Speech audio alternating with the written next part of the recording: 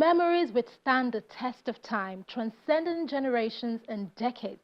The evergreen legacy of Pa Theophilus Adediran Oni, the Balogun of Okemesi, and the Bada of Igbajo was immensely celebrated at the commensuration of his remembrance 50 years after his passing. His impact here on earth remains solid as memories of him lingers like those of yesterday. Baba,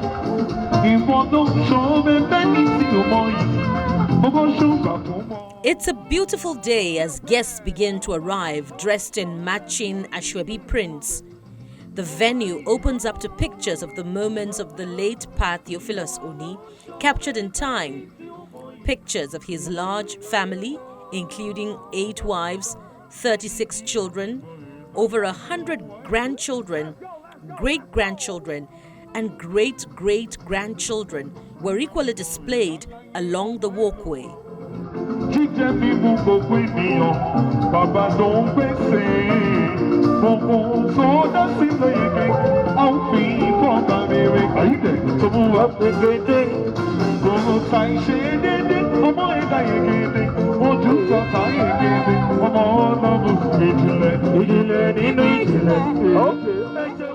With smiles, guests stare on at what seems to be an endless wall of pictures.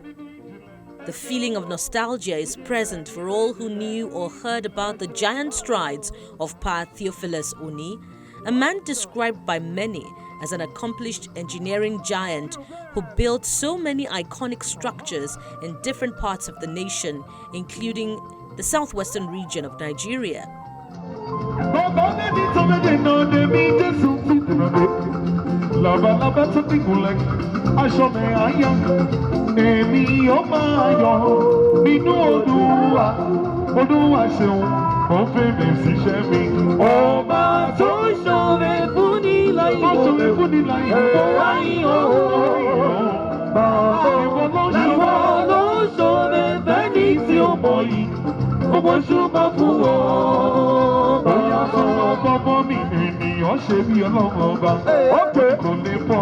Are you ready?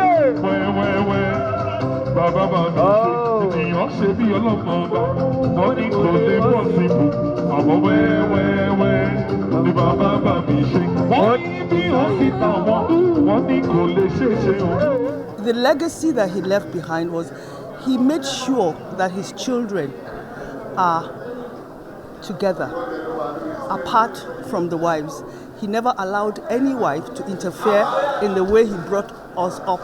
Chief Oni's daughter and chairman of the organizing committee, Mrs. Tinuade Ihama, declares the ceremony open with a heartwarming speech. The late Chief T.A. Oni achieved quite a lot in his short life.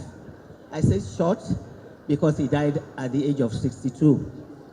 But nevertheless, this, his life and death, and times I would say, has validated the saying that says life is not about how long, but how well. In actual fact, he's still touching lives today through the Oni Memorial Children's Hospital, which is in Ibadan here. It was a double celebration as the memorial also witnessed the launch of a book titled T.A. Oni, The Goodwill Legacy. And what follows is a trip down memory lane as more tributes highlight the sterling qualities of Pa Oni from prominent members in attendance. The pictorial book seeks to encapsulate the entirety of the life, offering those who are curious about the man who continues to rear its head in conversations from now and for a long time. The book tells the story that one should seek to redefine who you become.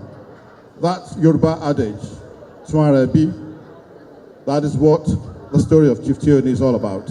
A posthumous recognition award is presented to the family. In recognition of his invaluable contribution to the upliftment of the built environment and the Nigeria Institute.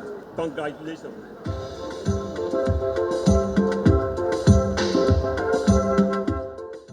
The royal father of the day, the Shonwu of Ogbomoso, Oba Gandhi Olaoye, shares memories of his younger days spent with the late Chief Theophilus Adediran, recounting the close-knit relationship between his late father and the late patriarch. So I'm very happy for this family, also for remembering their father and what he has done for this country. Guests are treated to various delicacies as the documentary on his legacy played on. I was 15 when he died. However, he was as committed to his work life as he was in his private life. As I said, he was very organized. For example, all the children lived together, the boys on the ground floor, the girls on the top floor. But in the dining room, there was a notice board. On Monday, his itinerary will be posted. And every trip, a mother and a child at least must come with him.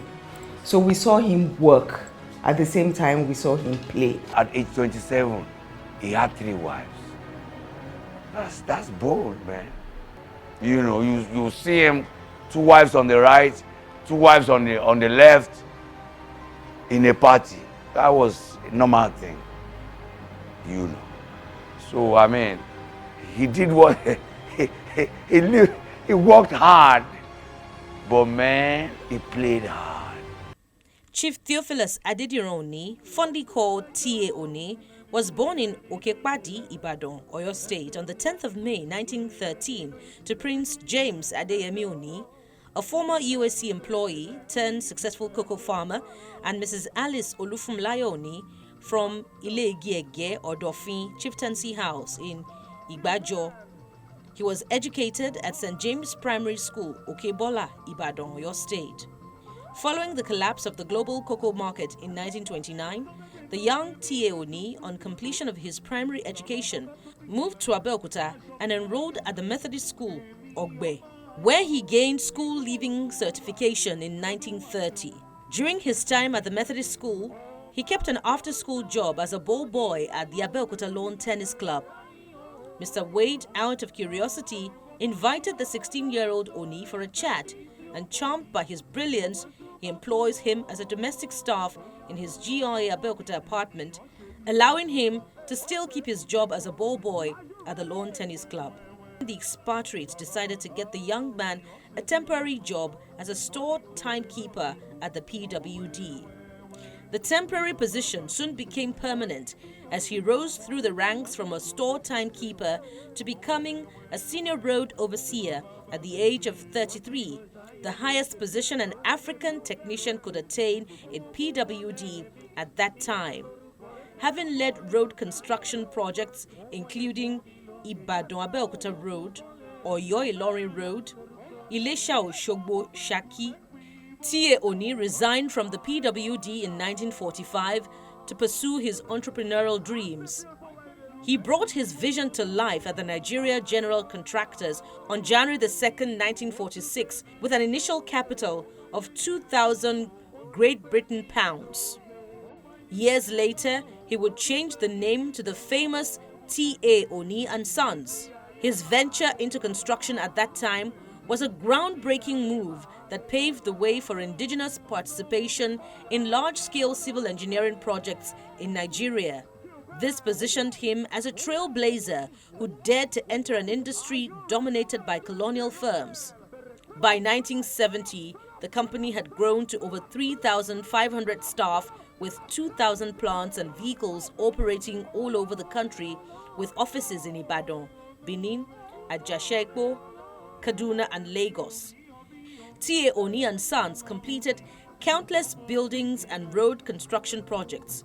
The company merged with Royal Netherlands Harbour Works and was renamed Haboni Limited on the 14th of January 1972.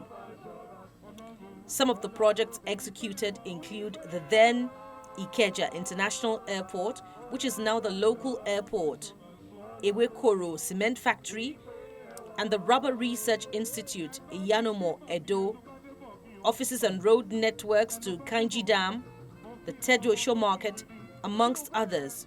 He held traditional titles as the Balogun of Okemesi and the Bada of Igbajo. He was decorated with national honors by the federal government as a member of the Federal Republic of Nigeria, MFR, and recognized by the Queen of England with the member of the British Empire, MBE. As a family man, T.A. Oni had 8 wives from various parts of the country and in the diaspora. He had all his 8 wives and 36 children under one roof. He was renowned for holding annual New Year's Eve parties on the 31st of December at the Goodwill House as a special way of getting his large family to bond.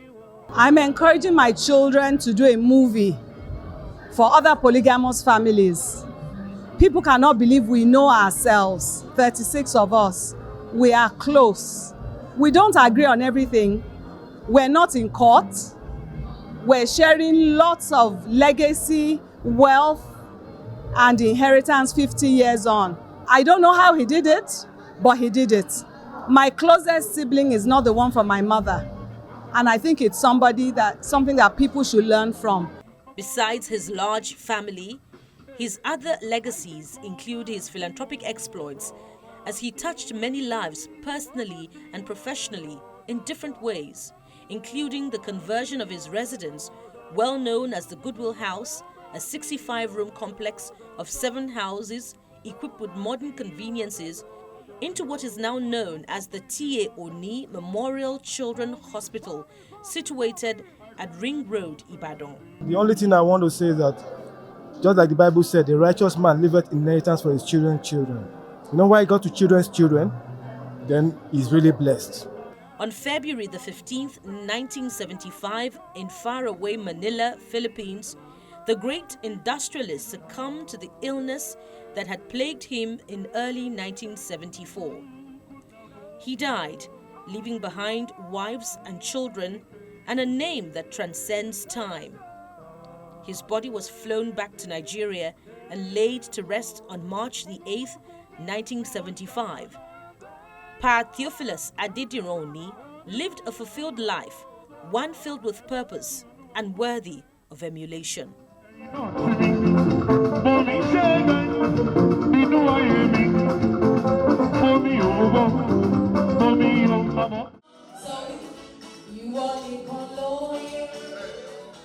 Coming up on Metrofile next week, we attend the special dinner in honor of Professor Olayinka David West on appointment as Dean of Lagos Business School.